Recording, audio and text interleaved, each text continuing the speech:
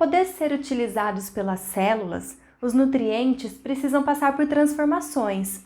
Eles são geralmente moléculas grandes e essas transformações, que são químicas, enzimáticas, tornam essas moléculas pequenas o suficiente para poder serem absorvidas pelas células e poder serem utilizadas no metabolismo celular. Hoje, o nosso foco não é falar especificamente sobre os nutrientes, mas sim como acontece o processo de hidrólise enzimática, ou seja, quais são as transformações que os nutrientes sofrem no sistema digestório através da ação das enzimas para poder serem transformados em nutrientes pequenos com o tamanho para serem absorvidos pelas células. Então vamos lá que depois da vinheta nós vamos falar de hidrólise dos nutrientes.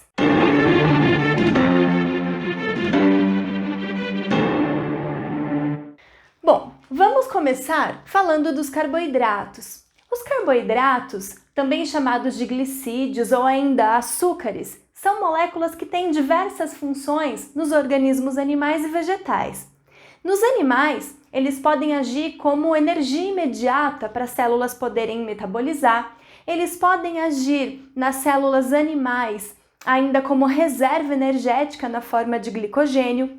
Eles ainda podem ser usados nas células vegetais, tanto como reserva, na forma de amido, quanto como estrutura, na forma de celulose, compondo a parede celular.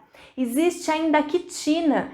Nós temos, por exemplo, o amido, que é utilizado nos vegetais como reserva de energia. A partir do processo de fotossíntese, os vegetais produzem o açúcar e parte desse açúcar é utilizado para o próprio metabolismo vegetal e o restante é armazenado na forma de amido. Esse amido, quando é consumido por um organismo heterótrofo, é utilizado imediatamente na produção de energia. A celulose é um polissacarídeo utilizado pelas células para poder compor a parede celular. A celulose, ela não é digerida pelas células animais. Os mamíferos, em especial, não têm enzimas que fazem a digestão da celulose. Mas eu queria passar a palavra agora para a Gabi, a nossa nutricionista, que faz uma consultoria especial aqui para as nossas aulas, para ela explicar para a gente a importância da ingestão das fibras de celulose. Vamos lá, Gabi? Olá, meu nome é Gabriela, eu sou nutricionista funcional e hoje eu vim falar com vocês sobre as fibras. Vocês já sabem que existem dois tipos de fibras, as solúveis e as insolúveis. As fibras insolúveis ajudam o nosso corpo na formação do bolo fecal, enquanto as fibras também são alimentos para as bactérias boas que povoam a nossa microbiota e podem ser chamadas também de pré-bióticos. Boas fontes de fibras são as frutas, os legumes e as verduras. E o legal é você ter pelo menos 4 porções dessa ao longo do seu dia. Lembre-se sempre de se hidratar muito bem para acompanhar esse alto consumo de fibras. Outro polissacarídeo, o glicogênio, ele é utilizado como reserva de energia pelas células animais. Daqui a pouco a gente vai falar um pouquinho dessa transição entre a glicose e o glicogênio para a gente entender melhor esse ciclo. E por fim, a quitina, que é o carboidrato utilizado pelos artrópodes para compor o seu exoesqueleto. Os polissacarídeos, como eles são moléculas muito grandes, eles não podem ser absorvidos pelas células. Então, eles vão passar por um processo de hidrólise, ou seja, por uma quebra enzimática, e através desse processo eles vão ser transformados em moléculas menores, que são chamadas de oligosacarídeos. Como o nome está dizendo, oligosacarídeos são compostos por menos unidades, por menos moléculas. Esses oligosacarídeos, eles podem variar de 2 a 20 moléculas, são pequenas. Porém, o mais comum para a gente são aqueles oligosacarídeos compostos por 2 moléculas, que são chamados disacarídeos. Como exemplo de disacarídeos, nós temos a maltose, a lactose e a sacarose. A maltose muito presente em cereais, a lactose muito presente no leite e seus derivados e a sacarose muito presente nas frutas e nos seus derivados também. Esses disacarídeos, eles vão sofrer mais uma hidrólise para se transformar em monossacarídeos, Então reparem que os polissacarídeos precisam ser quebrados 2 vezes ao longo do nosso sistema digestório até eles serem transformados em partículas pequenas o suficiente para poder serem absorvidas pelas células. A primeira hidrólise aconteceu com a ação da saliva e das substâncias liberadas pelo pâncreas, que nós vamos ver com detalhes na nossa próxima aula. A segunda hidrólise também acontece pela liberação de substâncias pancreáticas e do próprio intestino delgado, onde acontece o processo de digestão. Os monossacarídeos, então, que são formados são a glicose, a galactose e a frutose. E funciona mais ou menos assim. Quando eu tenho 2 glicoses juntas, eu formo um disacarídeo. É muito simples a gente entender. A matemática ajuda a gente aqui, ó. Se eu tenho um monossacarídeo mais um monossacarídeo, eu formo um disacarídeo. Então, uma glicose mais uma outra glicose vai formar pra gente uma maltose. Se eu tiver uma galactose junto com uma glicose, então eu tenho mais uma vez 2 monossacarídeos unidos, eu vou formar um disacarídeo, que é a lactose. E se eu tiver uma frutose unida com uma glicose, pela última vez, 2 monossacarídeos juntos, formando pra gente um disacarídeo, que é a sacarose. Esses monossacarídeos podem ser utilizados pelas nossas células. Na realidade, o principal monossacarídeo que o nosso corpo vai aproveitar é a glicose. O nosso cérebro, por exemplo, consome grande parte da glicose que a gente consome na alimentação. Nós temos também as proteínas. As proteínas correspondem ao nutriente mais abundante que compõe os nossos organismos. As proteínas, elas têm diversas funções nos nossos organismos porque elas são de vários tipos. Cada tipo de proteína vai desempenhar uma função diferente. Por exemplo, existem proteínas que servem para compor as nossas células, fazem parte da membrana celular. Existem proteínas que servem para contração muscular, como a actina e a miosina. Proteínas que fazem a defesa do nosso organismo, que são os anticorpos. Proteínas que agem nas reações químicas, que são as enzimas. Existem proteínas que dão elasticidade para a nossa pele, como o colágeno, e tem uma infinidade de outras, e a gente vai falar sobre isso com bastante detalhe quando a gente falar sobre bioquímica. Por enquanto, a gente vai se ater à hidrólise dessas proteínas.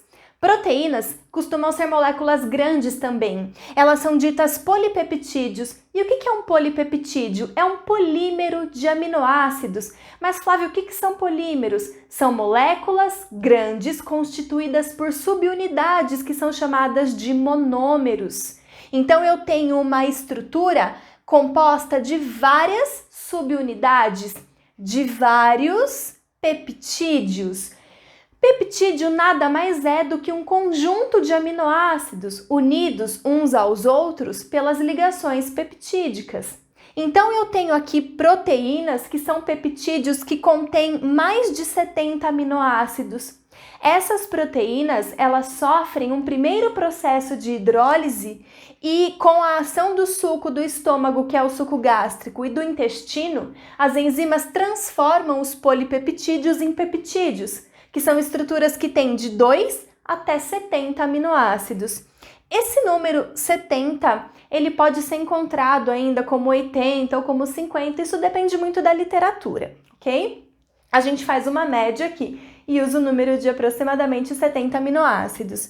Bom, esses peptídeos, eles precisam ser transformados mais uma vez. Eles ainda são moléculas grandes, então eles vão passar por um segundo processo de hidrólise com a ação do pâncreas e do intestino, que vão liberar enzimas, transformando esses peptídeos em aminoácidos.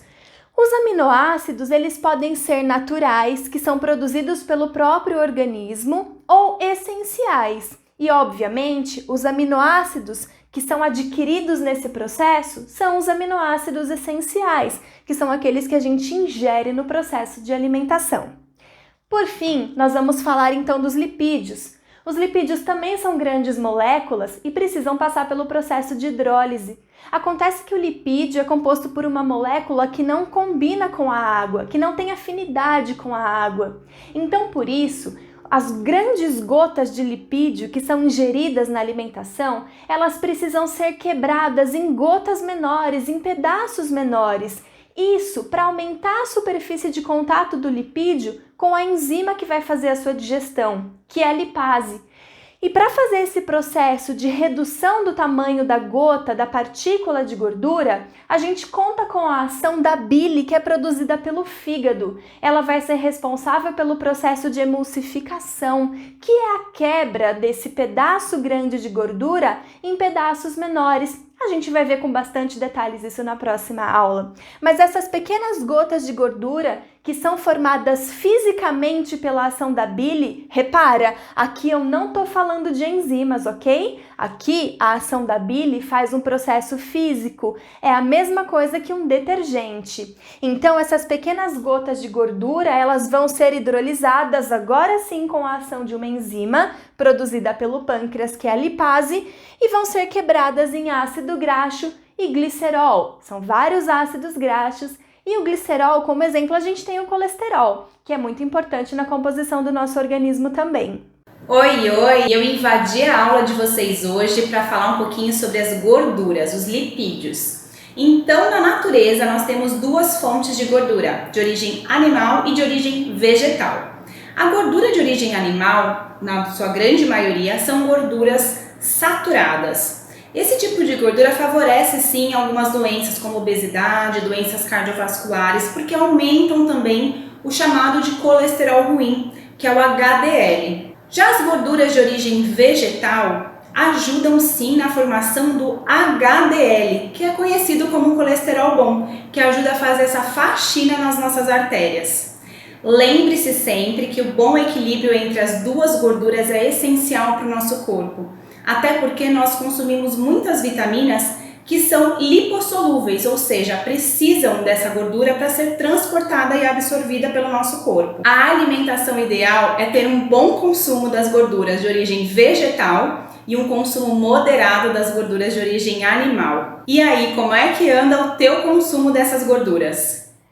A glicose, ela passa por um ciclo dentro do nosso organismo. Toda vez que a gente ingere amido, o amido passa pelo processo de digestão e depois das hidrólises respectivas, ele é transformado em glicose. E essa glicose pode ser absorvida e cair na nossa corrente sanguínea. Quando a gente tem glicose na corrente sanguínea, ela ativa o pâncreas a produzir determinadas substâncias. Então vamos falar um pouquinho do pâncreas para a gente entender melhor esse processo. O pâncreas ele é uma glândula mista. E o que significa isso? Significa que ele pode ser, em alguns momentos, uma glândula exócrina, que vai produzir substâncias que vão ser lançadas para alguma cavidade. E ele pode, em algum momento, funcionar como glândula endócrina, produzindo hormônios que caem na corrente sanguínea. A função exócrina do pâncreas está relacionada com a produção do suco pancreático, que é cheio de enzimas que vão atuar no processo digestivo, e a gente vai falar com bastante detalhes sobre isso na próxima aula. A parte endócrina do pâncreas está relacionada com as ilhotas de Langerhans, que são pequenas estruturas, pequenas regiões do pâncreas, compostas por dois tipos de célula. As células do tipo alfa são responsáveis pela produção do hormônio insulina e as células do tipo beta são responsáveis pela produção do hormônio glucagon. Então, quando a gente tem glicose na corrente sanguínea, o primeiro hormônio que vai ser produzido é a insulina.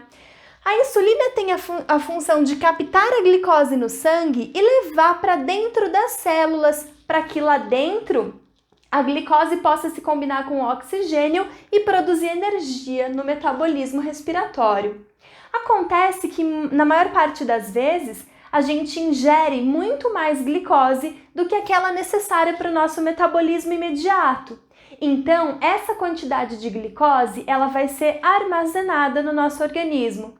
O processo de armazenamento também é feito pela ação da insulina, que leva essa glicose para dois tipos de célula, os hepatócitos e os miócitos. Os hepatócitos são as células que formam o nosso fígado e os miócitos formam os músculos. 70% da quantidade de glicose excedente é levada para os miócitos e os outros 30% para os hepatócitos. Lá dentro dessas células, a glicose se junta, formando um polissacarídeo que é chamado glicogênio, que é o açúcar de reserva das células animais. Toda vez que a gente precisa de energia, mas a gente não está se alimentando, a gente retira essa energia do glicogênio presente nas nossas células, principalmente se a gente estiver fazendo alguma atividade física. Para tirar o glicogênio das nossas células e jogar na corrente sanguínea de novo, num processo que a gente conhece como glicogenólise, a gente precisa da ação do glucagon, que é o segundo hormônio produzido pelo pâncreas. O glucagon, ele vai retirar o glicogênio, seja do fígado, seja dos músculos, e jogar na corrente sanguínea de novo em forma de glicose. Vai romper as ligações que estavam unindo as moléculas de glicose aqui. E através desse processo, a gente tem uma glicose disponível no sangue para produzir mais energia. Bom, gente, eu espero que tenha ficado claro, lembrando que essa é só uma revisão sobre os nutrientes e o foco é a gente entender como que eles são quebrados no processo de digestão, para que na próxima aula a gente possa falar do sistema digestório com uma bagagem importante. A gente se vê na semana que vem com o sistema digestório. Por enquanto, curte essa aula, se inscreve, compartilha. Bons estudos, beijo!